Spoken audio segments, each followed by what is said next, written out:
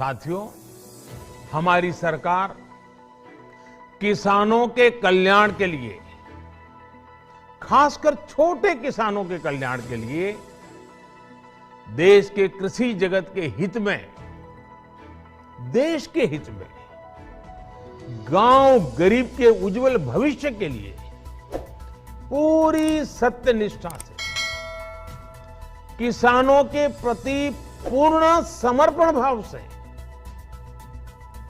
नेक नियत से ये कानून लेकर आई थी। लेकिन इतनी पवित्र बात, पूर्ण रूप से शुद्ध किसानों के हित की बात, हम अपने प्रयासों के बावजूद कुछ किसानों को समझा नहीं पाए। भले ही किसानों का एक वर्ग ही विरोध कर रहा था, लेकिन फिर भी ये हमारे लिए महत्वपूर्ण था।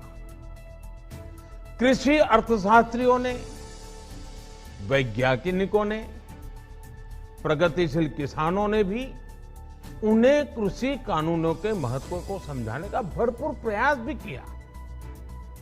हम पूरी विनम्रता से, खुले मन से उन्हें समझाते रहे। अनेक माध्यमों से व्यक्तिगत और सामूहिक बातचीत भी लगातार होती रही। हमने किसानों की बातों को, उनके तर्क को समझने में भी कोई कोर कसर बाकी नहीं छोड़ी। कानून के जिन प्रावधानों पर उन्हें ऐतराज था, सरकार उन्हें बदलने के लिए भी तैयार हो गई। 2 साल तक हमने इन कानूनों को सस्पेंड करने का भी प्रस्ताव दिया। इसी दौरान ये विषय माननीय सर्वोच्च न्यायालय के पास भी चला गया। ये सारी बातें देश के सामने है, इसलिए मैं इनके अधिक विस्तार में नहीं जाऊंगा। साथियों, मैं आज देशवासियों से क्षमा मांगते हुए सच्चे मन से और पवित्र हृदय से कहना चाहता हूं कि शायद हमारी तपस्या में ही कोई कमी रही होगी, जिसके कारण दिए के प्रकाश जैसा सत्य कुछ किसान भाइयों को हम समझा नहीं पाए। आज गुरु नानक देव जी का पवित्र प्रकाश पर्व है। ये समय किसी को भी दोष देने का नहीं है।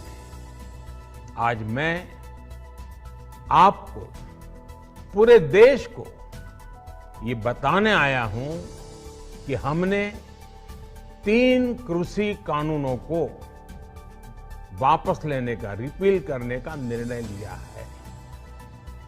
इस महीने के अंत में शुरू होने जा रहे संसद सत्र में, इसी महीने में, हम 3 कृषि कानूनों को रिपील करने की संवैधानिक प्रक्रिया को पूरा कर देंगे। साथियों, मैं आज अपने सभी आंदोलनरत किसान साथियों से आग्रह कर रहा हूं, आज गुरु पर्व का पवित्र दिन है।